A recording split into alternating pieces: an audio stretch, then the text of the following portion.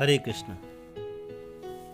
आसान मृत्यु व्यक्ति के निर्मित किए जाने वाले प्रायश्चित, 10 दान आदि विविध कर्म, मृत्यु के बाद किए जाने वाले कर्म, षड्पिंड दान, दाह संस्कार से पूर्व किए जाने वाले कर्म, दाह संस्कार के बाद अस्थि संचय आदि कर्म तथा गृह प्रवेश के समय के कर्म, दुर्मृत्यु की गति, नारायण बालिका विधान, पुत्तल दाह विधि तथा पंचक मृत्यु के कृत्य। अब भगवान श्री कृष्ण जो है आगे कह रहे हैं। भगवान श्री कृष्ण ने कहा, हे गरुड़, जान में या अनजान में मनुष्य जो भी पाप करता है उन पापों की शुद्धि के लिए उन्हें प्रायश्चित करना चाहिए। जो विद्वान हैं वह पहले पवित्र करने वाले भस्म आदि 10 स्नान करें और पापों के प्रायश्चित के रूप में शास्त्र उक्त कृच्छादि व्रत अथवा तत्प्रतिनिधि भूत गोदान आदि क्रिया करें। यदि मनुष्य उनमें अक्षमता के कारण सफल न हो रहा हो तो आधा ही सही, यदि आधा भी न हो तो उसका भी आधा सही, और नहीं हो तो उस आधे का भी आधे, उसे कुछ न कुछ प्रायश्चित अवश्य करना चाहिए। तत्पश्चात यथा सामर्थ्य 10 प्रकार के दान देने का विधान है, उसको सुनो। देखिए, ऐसे यहाँ पे बता रहे हैं कि 10 प्रकार के दान हैं। कौन कौन से दान हैं? गो का यानी गाय का, भूमि जमीन का कर सकते हैं, तिल का, हिरण्य का, धृत का, वस्त्र का, धान्य का, गुड़ का, रजत का और लवण का। ये 10 प्रकार के दान हैं। यमदूत द्वारा यम द्वार पर पहुंचने के लिए जो मार्ग बताए गए हैं वे अत्यंत दुर्गंधदायक मवाद आदि तथा रक्त आदि से व्याप्त है। अतः उस मार्ग में स्थित वैतरणी नदी को पार करने के लिए वैतरणी गौ का दान करना चाहिए। जो गौ सर्वांग में काली हो, उसके लिए स्तन भी काली हो, उसे वैतरणी गौ माना जाता है। तिल, लोह, स्वर्ण, कपास, लवण, सप्त धान्य, भूमि और गौ ये पाप से शुद्धि के लिए पवित्रता में एक से बढ़कर एक है। इन 8 दानों को महादान कहा जाता है। इनका दान उत्तम प्रकृति वाले ब्राह्मण को ही देना चाहिए। अब पद दान की वर्णन सुनो। छत्र, जूता, वस्त्र, अंगूठी, कमंडलू, आसन, पात्र, भोज्य पदार्थ, ये 8 प्रकार के पद हैं। तिल पात्र, धृत पात्र, शस्या, उपस्कर और तथा और जो भी कुछ अपने को इष्ट हो वह सब दान में देना चाहिए। अश्व, रथ, भैंस, भोजन, वस्त्र का दान ब्राह्मणों को कराना चाहिए। अन्य दान भी अपनी शक्ति के अनुसार देना चाहिए। हे पक्षीराज, इस पृथ्वी पर जिसने पाप का प्रायश्चित कर लिया है वह 10 प्रकार के दान भी दे चुका है। वैतरणी गौ एवं अष्टदान कर चुका है।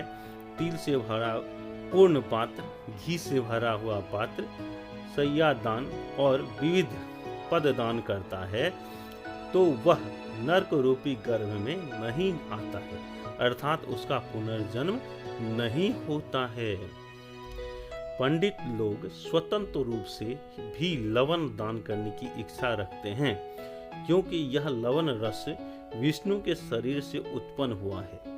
इस पृथ्वी पर मरणासन प्राणी के प्राण जब न निकल रहे हो तो उस समय लवण रस का दान उसके हाथ से दिलवाना चाहिए, क्योंकि यह दान उसके लिए स्वर्गलोक के द्वार खोल देता है। मनुष्य स्वयं को कुछ दान देता है, पर लोक में वह सब उसे प्राप्त होता है, वहां उसके आगे रखा हुआ मिलता है।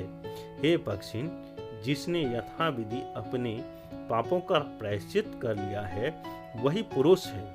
वही अपने पापों को भस्मसात करके स्वर्ग लोक में सुखपूर्वक निवास करता है। हे खगराज, गौ का दूध अमृत है, इसीलिए जो मनुष्य दूध देने वाली गौ का दान देता है वह अमृत तत्व को प्राप्त करता है। पहले कहे गए तिल आदि 8 प्रकार के दान देकर प्राणी गंधर्व लोक में निवास करता है। यमलोक का मार्ग अत्यधिक भीषण ताप से युक्त है, अतः छत्र दान करना चाहिए।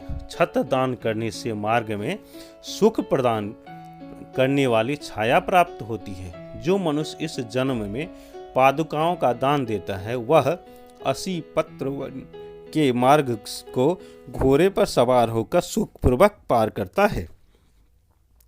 भोजन और आसन का दान देने से प्राणी को परलोक गमन के मार्ग में सुख का उपभोग प्राप्त होता है। जल से परिपूर्ण कमंडलू का दान देने वाला पुरुष सुखपूर्वक परलोक गमन करता है।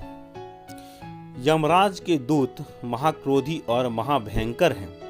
काले एवं पीले वर्ण वाले उन दूतों को देखने मात्र से भय लगने लगता है। आदर पूर्वक वस्त्र आभूषण आदि दान करने से वे यमदूत प्राणी को कष्ट नहीं देते हैं। तिल से भरे हुए पात्र का जो दान ब्राह्मण को दिया जाता है वह मनुष्य के मन, वाणी और शरीर के द्वारा किए गए त्रिविध पापों का विनाश कर देता है। मनुष्य घृत पार्थ का दान करने से रुद्र लोक प्राप्त करता है। ब्राह्मण को सभी साधनों से युक्त शैया का दान करने से मनुष्य स्वर्ग लोक में नाना प्रकार की अप्सराओं से युक्त विमान में चढ़कर 60,000 वर्ष तक अमरावती में क्रीड़ा करके इंद्रलोक के बाद गिरकर पुनः इस पृथ्वी लोक में आकर राजा का पद प्राप्त करता है। जो मनुष्य काठी आदि उपकरणों से सजे धजे दोष रहित जवान घोड़े का दान ब्राह्मणों को देता है उसको स्वर्ग की प्राप्ति होती है। हे खगेश, दान में दिए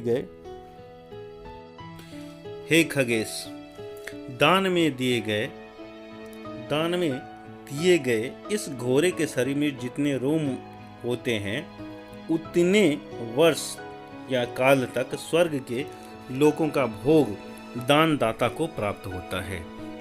प्राणी ब्राह्मण को सभी उपकरणों से युक्त 4 घोड़े वाले रथ का दान देख करके राजस्यु यज्ञ का फल प्राप्त करता है। यदि कोई व्यक्ति सुपात्र ब्राह्मण को दुग्ध वाली नवीन मेघ के समान वर्ण वाली सुंदर जघन प्रदेश के युक्त और मनमोहक तिलक से समान्वित भैंस का दान देता है तो वह परलोक में जाकर अभय युद्ध उदय को प्राप्त होता है। इसमें कोई संदेह नहीं है। ताल पात्र से बने हुए पंखे का दान करने से मनुष्य को परलोक गमन के मार्ग में वायु का सुख प्राप्त होता है। वस्त्र दान करने से व्यक्ति परलोक में शोभा संपन्न शरीर और उस लोक के वैभव से संपन्न हो जाता है। जो लोग या जो प्राणी ब्राह्मण को रस, अन्न और धन्य सामग्री से युक्त घर का दान देता है उसके वंशज का कभी विनाश नहीं होता है और वह स्वयं स्वर्ग का सुख प्राप्त करता है। हे खगेन, इन बताए गए सभी प्रकार के दानों में प्राणी की श्रद्धा और तथा अश्रद्धा से आई हुई दान की अधिकता और कमी के कारण उसके फल में श्रेष्ठता और लघुता आती है। इस लोक में जिस व्यक्ति ने जल एवं रस का दान किया है वह आपद काल में आह्लाद का अनुभव करता है। जिस मनुष्य ने श्रद्धापूर्वक इस संसार में अन्न दान किया है वह परलोक में अन्न भक्षण के बिना भी वही तृप्ति प्राप्त करता है जो उत्तमोत्तम अन्न के भक्षण से प्राप्त होती है। मृत्यु के संग निकट आ जाने पर यदि मनुष्य यथा विधि संन्यास आश्रम को ग्रहण कर लेता है तो वह पुनः इस संसार में नहीं आता, अपितु उसको मोक्ष प्राप्त हो जाता है। यदि मृत्यु के समीप पहुंचे हुए प्राणी को लोग किसी पवित्र तीर्थ में ले जाते हैं और उसकी मृत्यु उसी तीर्थ में हो जाता है तो उसकी मुक्ति प्राप्त होती है। यदि प्राणी मार्ग के बीच में ही मर जाता है तो भी मुक्ति प्राप्त करता है। साथ ही उसको तीर्थ तक ले जाने वाले लोग पग पग पर यज्ञ करने के समान फल प्राप्त करते हैं। हे द्विज, मृत्यु के निकट आ जाने पर जो मनुष्य विधिवत उपासक करता है वह भी मृत्यु के पश्चात पुनः इस संसार में नहीं लौटता। हे खगेश, मृत्यु के सन्निकट होने पर कौन सा दान करना चाहिए, इस प्रश्न का उत्तर मैंने बता दिया। मृत्यु और दाह के बीच मनुष्य के क्या कर्तव्य हैं, इस प्रश्न का उत्तर अब तुम सुनो। व्यक्ति को मरा हुआ जानकर उसके पुत्र आदि परिजन को चाहिए कि वे सभी सबको शुद्ध जल से स्नान कराकर नवीन वस्त्र से आच्छादित करें। तदंतर उसके शरीर में चंदन आदि सुगंधित पदार्थों का अनुलेपन भी करें। यदि उसके बाद जहाँ मृत्यु हुई है उसी स्थान पर एकोदिष्ट श्राद्ध करना चाहिए। दाह कर्म के पूर्व सबको दाह के योग्य बनाने के लिए ऊपर बताए गए कर्म अनिवार्य है। इस एकोदिष्ट श्राद्ध में आसन तथा प्रोक्षण की क्रिया होनी चाहिए, किंतु आवाहन, अर्चन, पत्रालभन और अवगाहन ये 4 क्रियाएं नहीं करनी चाहिए। उस समय पिंडदान अनिवार्य है। अन्नदान का संकल्प भी हो सकता है। रेखाकरण प्रत्यवनिजन नहीं होता है और दिए गए पदार्थ के अक्षय की कामना करनी चाहिए। अक्षय योदक दान देना चाहिए। स्वाधावाचन, आशीर्वाद और तिलक ये 3 नहीं होने चाहिए। उरद से परिपूर्ण घट और लोहे की दक्षिणा ब्राह्मण को प्रदान करने का विधान है। तत्पश्चात पिंड हिलाना चाहिए, किंतु उस समय अच्छादान, विसर्जन तथा स्वस्तिवाचन ये 3 वर्जित हैं। 3 क्या वर्जित हैं, इसको पुनः एक बार सुनिए कि किंतु उस समय अच्छादान, विसर्जन और स्वस्ति वाचन ये 3 वर्जित है। हे खगेश, मरणासन, द्वार, चतवर, विश्राम स्थान, काष्ठ चयन और असिथ संचयन ये 6 पिंडदान के स्थान हैं। प्राणी की मृत्यु जिस स्थान पर होती है वहां पर दिए जाने वाले पिंड का नाम शव है। उससे भूमि देवता की तुष्टि होती है। द्वार पर जो पिंड दिया जाता है उसे पांथ नामक पिंड कहते हैं। इस कर्म को करने से वास्तु देवता को प्रसन्नता होती है। चतवर अर्थात चौराहे पर खेचर नामक पिंड का दान करने पर भूत आदिक गण गगनचारी देवतागण प्रसन्न होते हैं। सबके विश्राम भूमि में भूत संगत पिंड का दान करने से 10 दिशाओं को संतुष्ट प्राप्ति होती है। चिता में साधक नामक का और अस्थि चयन में संचयन में प्रेत संज्ञक पिंड दिया जाता है। सब यात्रा के समय पुत्र आदि परिजन तिल, कुश, घृत और ईंधन लेकर यम गाथा अथवा वेद के यम सूक्त का पाठ करते हुए शमशान भूमि की ओर जाते हैं। प्रतिदिन गौ, अश्व, पुरुष और बैल आदि चराचर प्राणियों को अपनी ओर खींचते हुए यम संतुष्ट नहीं होते हैं, जिस प्रकार की मद्य पीने वाला संतुष्ट नहीं होता है। इस यम सूक्त का अथवा यम गाथा का पाठ सब यात्रा के मार्ग में करना चाहिए। सभी बंधु बांधवों को दक्षिण दिशा में स्थित शमशान की वन भूमि में सबको ले जाना चाहिए। हे पक्षिण, पूर्वोक्त विधि से मार्ग में 2 श्राद्ध करना चाहिए। उसके बाद शमशान भूमि में पहुंचकर धीरे से सबको पृथ्वी पर उतारते हुए दक्षिण दिशा की ओर सिर स्थापित कर चिता भूमि में पूर्वोक्त विधि के अनुसार श्राद्ध करना चाहिए। सब दाह की क्रिया के लिए पुत्र आदि परिजन को स्वयं तृण, काष्ठ और तिल और घृत आदि ले जाना चाहिए। शूद्रों के द्वारा शमशान में पहुंचाई गई वस्तुओं से वहां किया गया संपूर्ण कर्म निष्फल हो जाता है। वहां पर सभी कर्म अपसभ्य और दक्षिणा अभिमुख होकर करना चाहिए। हे पक्षीराज, शास्त्र सम्मत विधि के अनुसार एक वेदी का निर्माण करना चाहिए।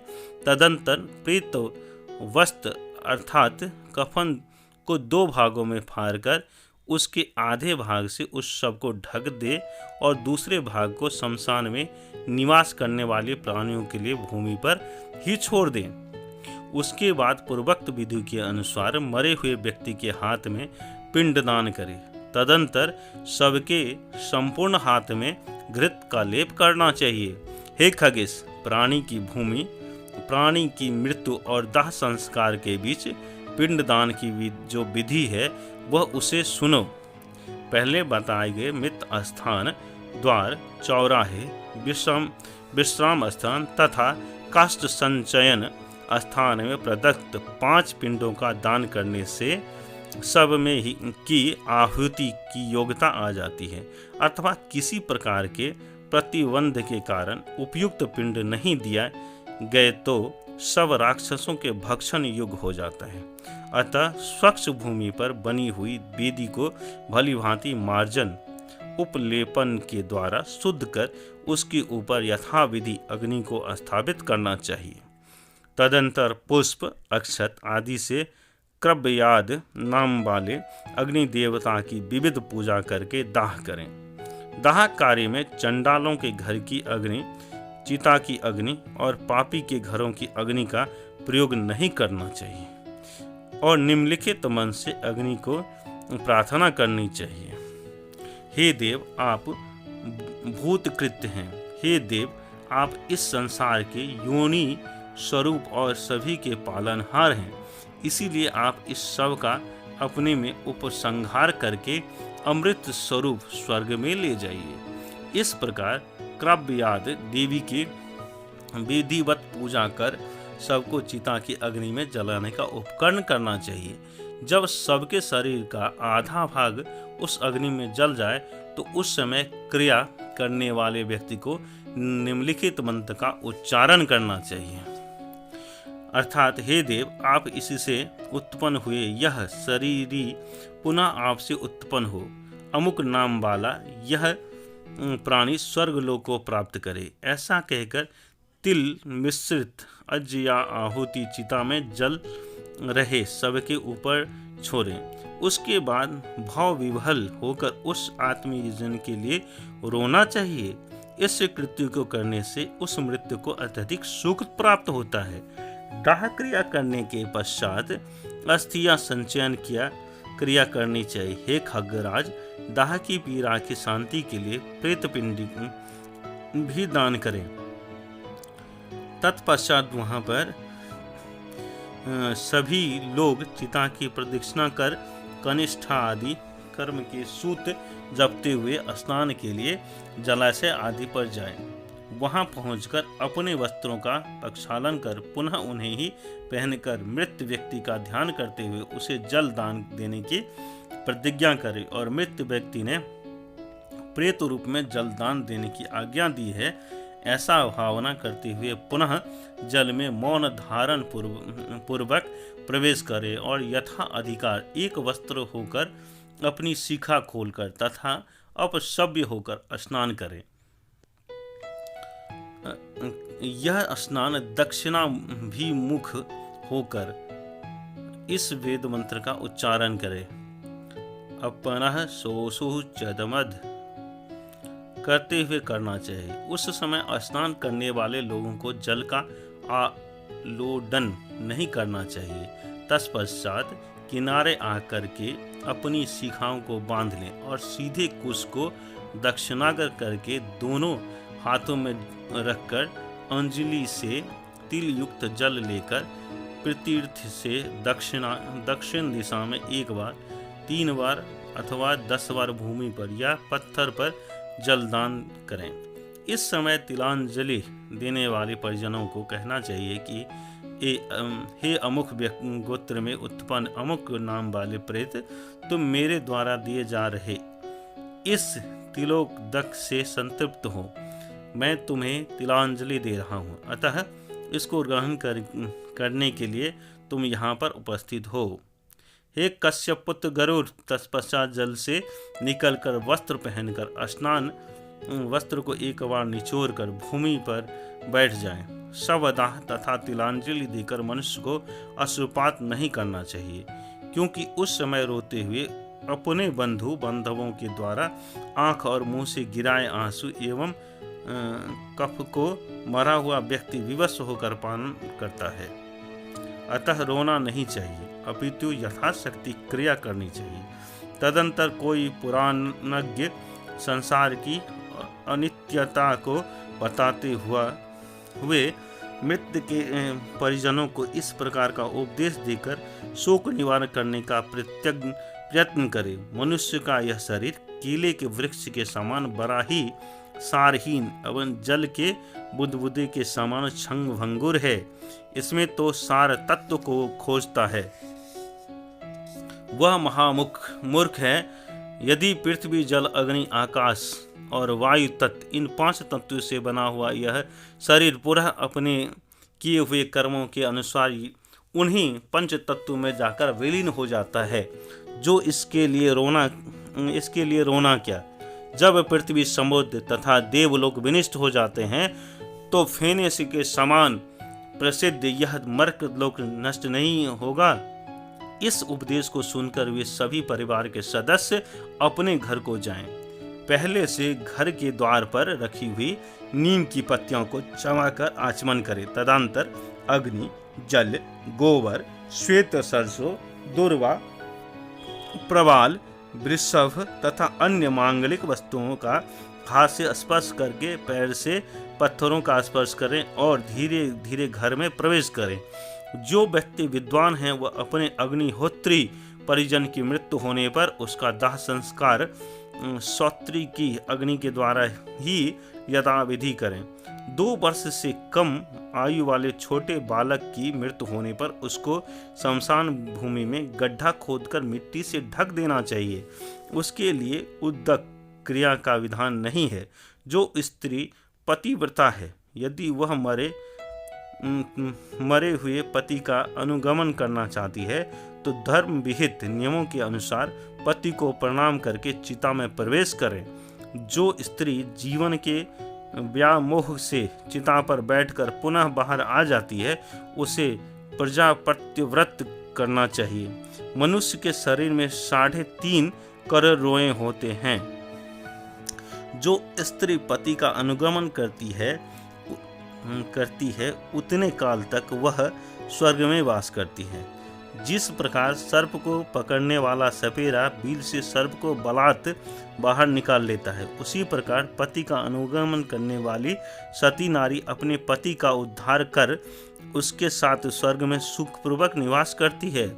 अप्सराएं उसका सम्मान करती हैं तथा वह पतिव्रता नारी तब तक पति के साथ सुख भोग करती है जब तक 14 इंद्रियों की अवधि पूर्ण नहीं हो जाती है। वाह, बहुत ही अच्छी बात है कि अगर कोई पतिव्रता नारी है तो वो 14 बार अगर इंद्र की मृत्यु होगी तब तक वो रह सकती है। वाह, बहुत अच्छी बात है। यदि पति ब्रह्म हत्यारा, कृतघ्न या मित्र घाती हो, फिर भी साधवा स्त्री मृत्यु होने पर पति के साथ सती होकर उसे पवित्र कर देती है। वाह, पति के मर जाने पर जो स्त्री उसी के साथ अग्नि में अपने शरीर को भेंट कर देती है वह अरुंधति के समान आसन करती हुई स्वर्ग में जाकर सम्मान प्राप्त करती है। लेकिन आज के युग में तो ये संभव है नहीं। पति की मृत्यु होने पर जब तक स्त्री अपने को चिता की भेंट नहीं चढ़ा देती है तब तक वह स्त्री के शरीर से किसी प्रकार मुक्त नहीं हो सकती है। जो स्त्री अपने पति के साथ सती हो जाती है वह पितृकुल, मातृकुल, पतिकुल, इन तीनों कुलों को पवित्र कर देती है। जो स्त्री पति के दुख में दुखी, सुख में सुखी, विदेश गमन में मलिन वसना, कृष्ण काया तथा मृत्यु होने पर चिता में उसी के साथ जलकर मृत्यु का संवरण करती है, उस स्त्री को पतिव्रता मानना चाहिए। पतिव्रता धर्म का पालन करने वाली स्त्री पति की मृत्यु हो जाने पर पृथक चिता में समारूढ़ होकर परलोक गमन के योग्य नहीं होती। क्षत्रिय आदि सभी स्वर्णा स्त्रियों को अपने पति के साथ ही चिता में आरोहण कर परलोक सुख प्राप्त करना चाहिए। ब्राह्मण वर्ण की स्त्री से लेकर चंडाल वर्ण की स्त्री के लिए पति के साथ चिता में जलकर सती होने का विधान एक समान ही है। पति की मृत्यु के समय जो स्त्रियां गर्भ से रहती है और जिनके छोटे छोटे बच्चे नहीं हैं, उस सभी को सती धर्म का पालन करना चाहिए। पति की मृत्यु के समय जो स्त्रियां गर्भ से रहित हैं, यानी गर्भ नहीं है, और जिनके छोटे छोटे बच्चे नहीं हैं, इन सभी को सती धर्म का पालन करना चाहिए। हे पक्षिन, मनुष्य के दाह संस्कार की जो विधि है उसको सामान्य रूप से मैंने तुम्हें सुना दिया है। अब और क्या सुनाना चाहते हो? इस पर गरुड़ ने कहा, हे संसार के स्वामिन, यदि प्रवास काल में पति की मृत्यु हो जाती है और उसकी अस्थियां भी स्त्री को नहीं प्राप्त होती है, तो उसका दाह किस प्रकार से करना चाहिए, यह बताने की कृपा करें। भगवान श्री कृष्ण ने कहा, हे गरुड़, यदि प्रवासी पति की अस्थियां नहीं प्राप्त होती है तो मैं उसको भी सदगति का विधान तुम्हें सुनाना चाहता हूँ। उस परम गोपनीय तत्व को तुम सुनो। जो प्राणी भूख से पीड़ित होने के कारण मृत्यु को प्राप्त होते हैं, जो व्याघ्री हिंसक प्राणियों के द्वारा मारे जाते हैं, जिनकी मृत्यु गले में फांसी का फंदा लगने से हो जाता है, शरीर की क्षीणता के कारण जिनकी मृत्यु होती है, जो हाथी के द्वारा मारे जाते हैं, जो विष, अग्नि, बैल, ब्राह्मण के श्राप से मृत्यु को प्राप्त होते हैं, जिनकी मृत्यु हैजा से होती है, जो आत्मघाती हैं, जो गिरकर या रस्सी आदि के द्वारा किए गए बंधन द्वारा जल में डूबने से मर जाते हैं, उनकी स्थिति को तुम सुनो। जो सर्प, व्याघ्र, पशु, उपसर्प यानी चेचक, पत्थर, जल, ब्राह्मण, जंगली पशु, हिंसक पशु, वृक्षपात और विद्युत्पात से और लोहे के से पर्वत पर से गिरने से अथवा दीवाल के गिरने से, पहाड़ के खड़े कागार से, खाट या मध्य कक्ष में मृत्यु को प्राप्त होते हैं। ऋतुमती, चंडाली, शूद्रा और धोबिन आदि त्याज्य स्त्री का संसर्ग, शारीरिक स्पर्श या अधरों का पान करते हुए जो लोग मृत्यु को प्राप्त होते हैं, जो शस्त्रघात से मरते हैं, विषैले कुत्ते के मुख का स्पर्श करने से जिनकी मृत्यु हो जाती है, विधि विहीन रूपों में जो मृत्यु हो जाती है, उसको दुर्मरण समझना चाहिए। उसी पाप से नरकों को भोग कर वे पुनः प्रेत तत्व को प्राप्त होते हैं। ऐसे व्यक्ति का दाह उत्तक क्रिया और मरण निमित्त अनकृत्य तथा अधर्व दैहिक कर्म नहीं करना चाहिए। इस प्रकार से अपमृत्यु होने पर पिंडदान का कर्म भी वर्जित है। यदि प्रमादवश कोई पिंडदान करता है तो वह उसे प्राप्त नहीं होता है और अंतरिक्ष में विनिष्ट हो जाता है। अतः लोक गरहा से डरकर उसे शुभेक्षु पुत्र, पौत्र और सगोत्री जनों को मृतक के लिए नारायण बलि करनी चाहिए। ऐसा करने पर ही उन्हें सुचिता प्राप्त होता है, अन्यथा नहीं। यह यमराज का वचन है। नारायण बलि किए जाने पर अधर्व दैहिक कर्म की योग्यता आ जाती है। अपमृत्यु होने से ऐसे प्राणी का शुद्धिकरण इसी कर्म यानी नारायण बलि से संभव है, अन्यथा नहीं। नारायण बलि सम्यक रूप से तीर्थ में करना चाहिए। ब्राह्मणों के द्वारा भगवान कृष्ण के समक्ष नारायण बलि कराने से मनुष्य पवित्र हो जाते हैं। पुराण वेद के ज्ञाता ब्राह्मण सबसे पहले तर्पण करें। सभी प्रकार की औषधियों को और अक्षत को जल में मिलाकर पुरुष सूत्र या वैष्णव वसूत्र का उच्चारण करते हुए विष्णु के उद्देश्य से संपन्न करना चाहिए। उसके बाद दक्षिणा मुख होकर प्रेत या विष्णु का उस स्मरण करें। अनादि निधनो देव शंख चक्र गदाधर अक्षय पुंडरीकाक्षाय प्रेक्त मोक्ष प्रदो भव। हे देव, आप अनादि अचर अजर और अमर हैं।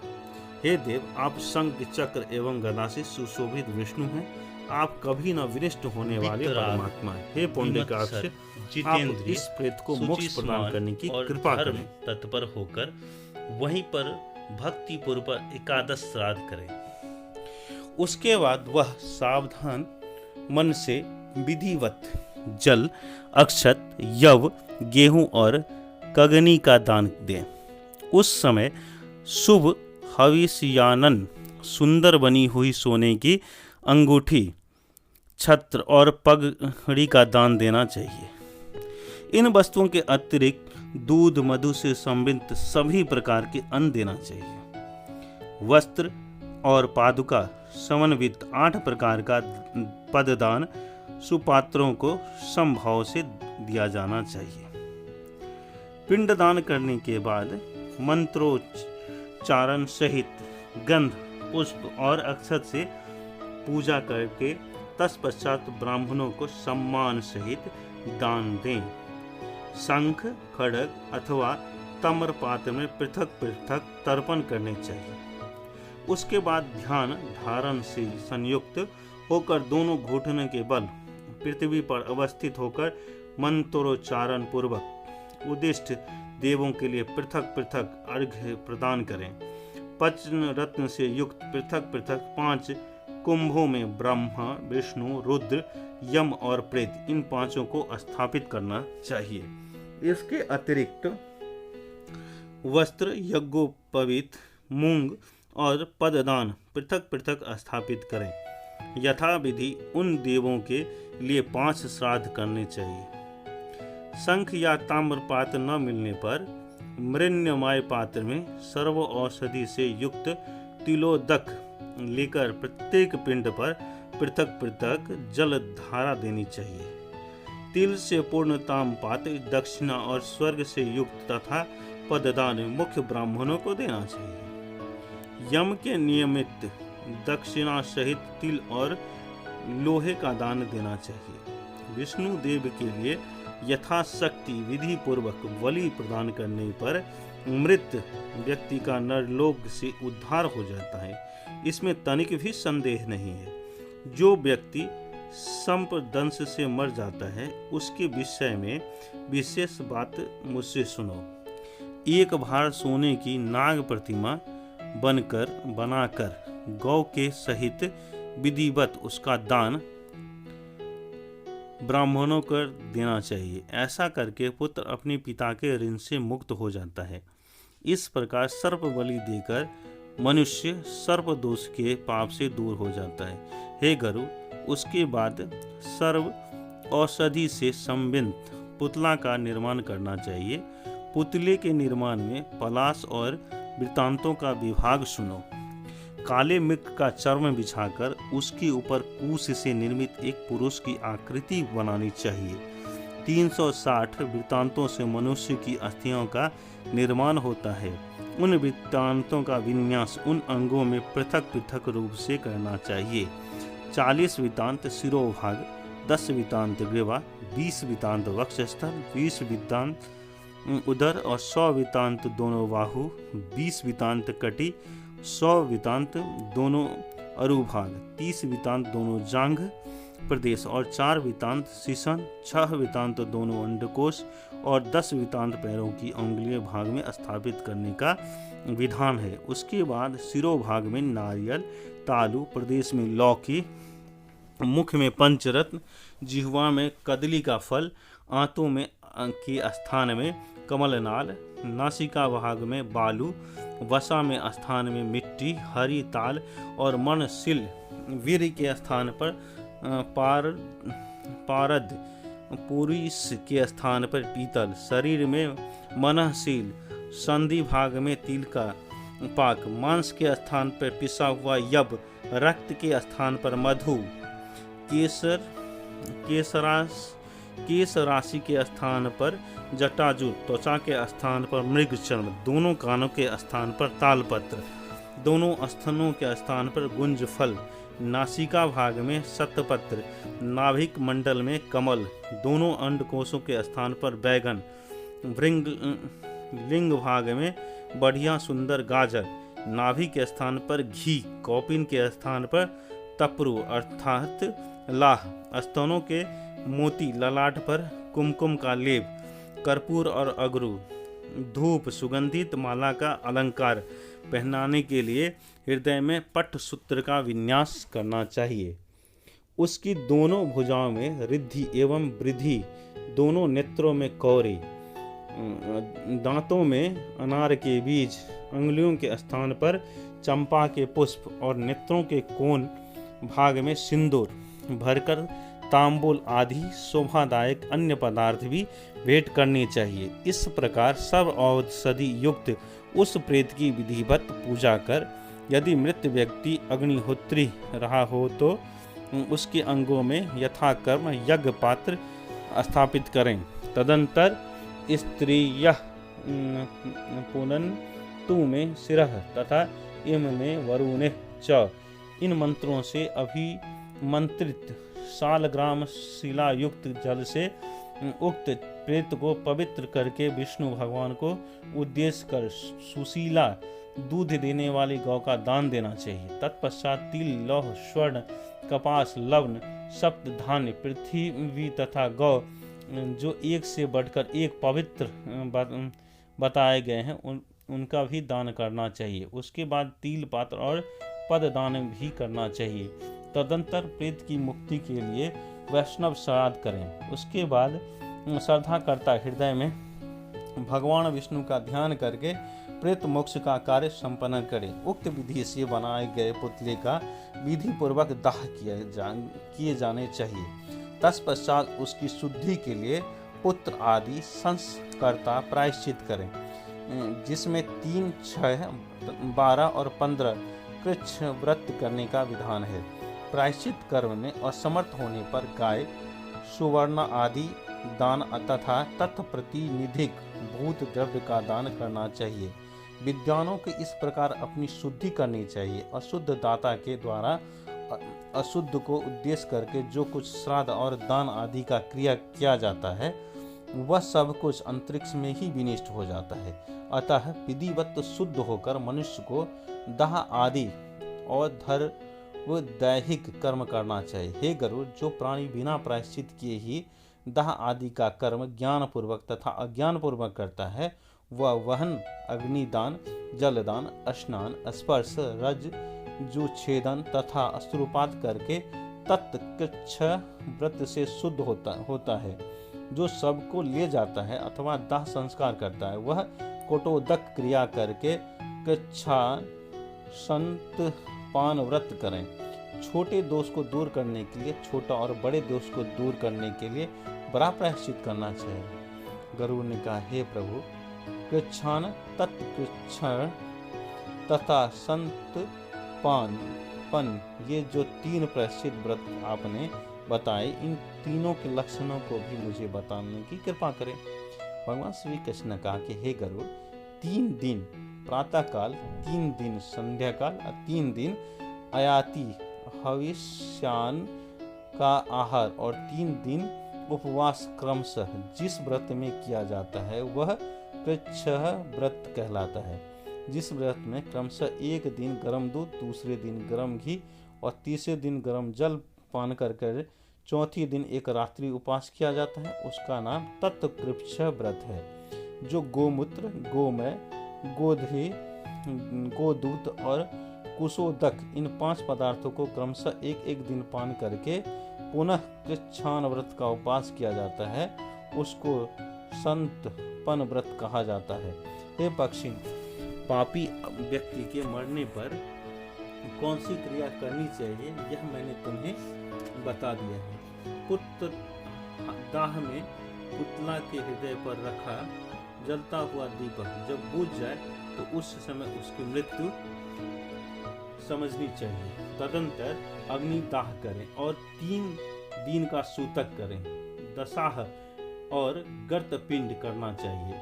इस विधि का सम्यक पालन करने से प्रेत मुक्ति प्राप्त करता है। यदि किसी के मरने का भ्रम होने से उसकी प्रतिक्रिया का दाह संस्कार हो जाए और वह मनुष्य उसके बाद आ जाए तो उसे ले जाकर धृत कुंड में स्नान कराना चाहिए।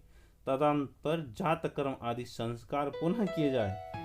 ऐसे पुरुष को अपनी विवाहिता पत्नी से विधिवत पुनर्विवाह कर लेना चाहिए। हे खग, यदि विदेश में गए किसी व्यक्ति को 15 तथा 12 वर्ष बीत जाए हो और उसका इस अवधि के बीच कोई समाचार नहीं प्राप्त होता है तो उसको प्रतिकृति बनाकर उसका दाह संस्कार कर डालना चाहिए। हे गरुड़, राजस्वला और श्रुतिका स्त्री के मरने पर कौन सा विशेष कर्म करना चाहिए? धर्म सम्मत है। अब उसको तुम सुनो।